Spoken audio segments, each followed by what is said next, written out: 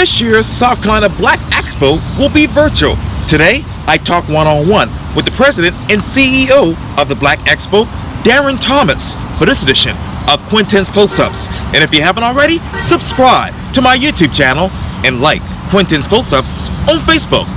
Darrin Thomas, welcome to the award-winning Quintin's Close-Ups. Thanks for having me. Oh, yes, sir. You're obviously the president of the Black Expo, and you told WLTX recently if there was ever a time Black Expo was needed in our community, it is right now. Tell me, why Black Expo? Why now? Well, when we first started Quintin, our focus was to empower, to educate, and to enlighten the community, particularly from a commerce standpoint, a lifestyle standpoint, how we can progress as a community. Now, when I made that statement to WLTX, I was speaking clearly from the time that we're in now. Businesses are struggling. All businesses are struggling, particularly African-American businesses. So Black Expo is needed even on a greater scale. And, Quintin, for what we just went through as a country this past year with social justice, social unrest, and social justice matters, as well as just the impact that COVID has wreaked on our community, much more than ever, Black Expo is needed.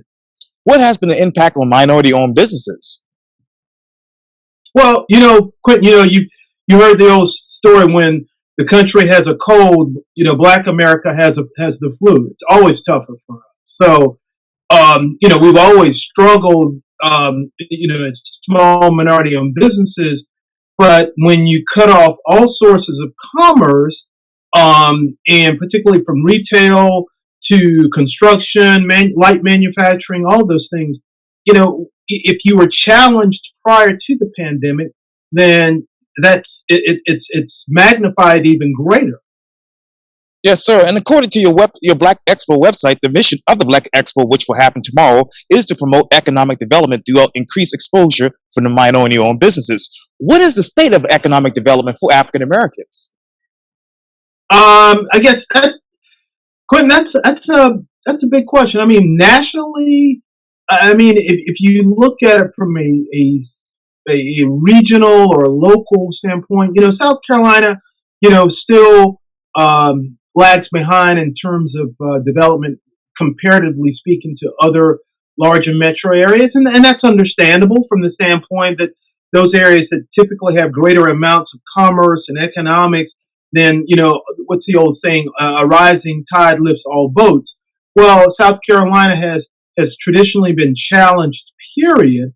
So here you continue to still see the amount of receivables that African-American firms receive compared to their white counterparts or just general market counterparts aren't at the same level. And a lot of those are systemic problems or issues, access to capital, capital infusion, growth, market growth, all of those things, and add on top of that, you're in a very changed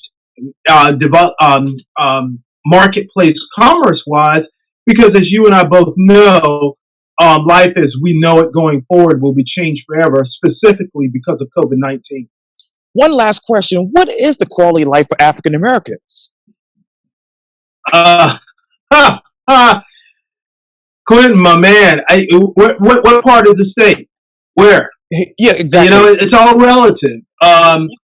It really is. I mean, well, for the greater part of the good, if you look at the Selig Center's study for an African American buying power in the state of South Carolina, we controlled $34.5 billion last year. Now, that sounds like a lot of money, right? But in the total scheme of things, while it sounds like a lot, and it is, the fact of the matter is, our economic growth, our economic clout is not what it could be. However, with what we do have, if used effectively, it could have a strong impact on the quality of life for African Americans, African American businesses, African American institutions, colleges, universities, and those institutions that serve the greater good of our community. And let me quickly ask you about the Black Expo tomorrow. It's obviously virtual, but who, what, when, and how? Everybody. You've got tomorrow. Master P will be speaking specifically about African American empowerment, African American development, what he's done, paths forward for South Carolinians, things that we should consider. You've got the Clark sisters that'll be performing. You've got Marcus Benjamin, a financial expert, helping us from the family unit, how we can strengthen ourselves. Of course, we've got the entertainment. We've got Dr. Linda Bell talking about what does life mean for us as a community after COVID, with COVID. We've got the Sergio Hudson wardrobe giveaway. But one of the things we're excited about, Quintin, and to your point, because so many small businesses have suffered, tomorrow we will announce the Black Expo Right on Time Business Award. We've asked people to nominate businesses throughout the state of South Carolina that have struggled, and we're giving away a $2,500 cash prize or grant to that small business to help them during these tough times. And you can go to blackexposouth.com for more information. Darrin Thomas, thank you for your time. And again, Absolutely. welcome to Quintin's Close-Ups. Thank you, Quintin.